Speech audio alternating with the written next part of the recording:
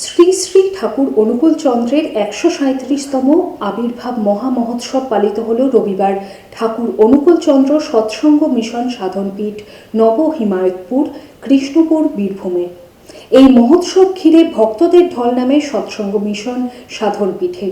এই প্রসঙ্গে কি বলেছেন আহ্বায়ক শ্রী বিভাস চন্দ্র অধিকারী আমরা দেখব। প্রতি বছর আমাদের পরম পুরুষ পুরুষোত্তম শ্রী শ্রী ঠাকুর অনুকূল চন্দ্রের ৩০শে ভাদ্র জন্ম, সেই জন্ম মহামহোৎসব আমরা পালন করি।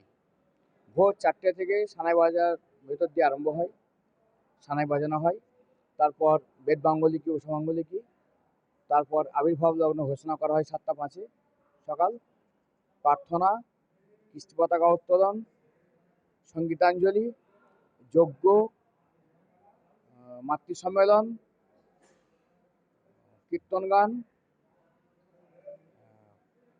আবার বিনতি প্রার্থনা, আবার আমাদের সাধারণ সভা এবং কবি গান, এইসব বিভিন্ন রকম অনুষ্ঠানের ভিতর দিয়ে পরম পুরুষ পুরুষোত্তম ঠাকুর অনুকূল চন্দ্রের ইডিওলজিকে তুলে ধরা হয় যে কেন এই মহাপুরুষের আবির্ভাব।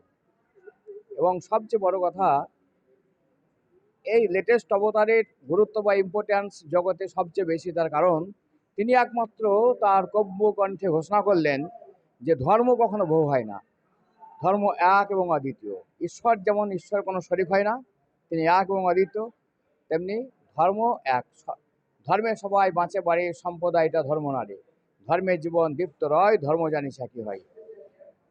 আলো যেমন তার ক্যারেক্টার চেঞ্জ করে না, মাটি যেমন তার ক্যারেক্টার চেঞ্জ করে না, আগুন যেমন তার ক্যারেক্টার চেঞ্জ করে না, সূর্য যেমন তার ক্যারেক্টার চেঞ্জ করে না, এই হিন্দু মুসলমান খ্রিস্টান বৌদ্ধ সবার ঘরে তাদের ক্যারেক্টার এক, তেমনি মানুষের ধর্মও কিন্তু সবার জন্য এক। তেমনি রামচন্দ্র কোনো সম্প্রদায়ের কেনা অবতার নয়, নবী সাহেবও কিন্তু কোনো সম্প্রদায়ের মুসলমানদের কেনা অবতার নয়। অবতার মহাপুরুষ যখন আসেন, তিনি সবার জন্য আসেন, সবকে ফুলফিল করার জন্য আসেন, একটা পোকামাকড়ের জন্য তার আবির্ভাব, এটা জেনে রাখবেন। তাই পরম পুরুষ পুরুষোত্তম ঠাকুর অনুকূল চন্দ্র বহু ধর্মের কথা বলেননি, ধর্ম একের কথা বলেছেন।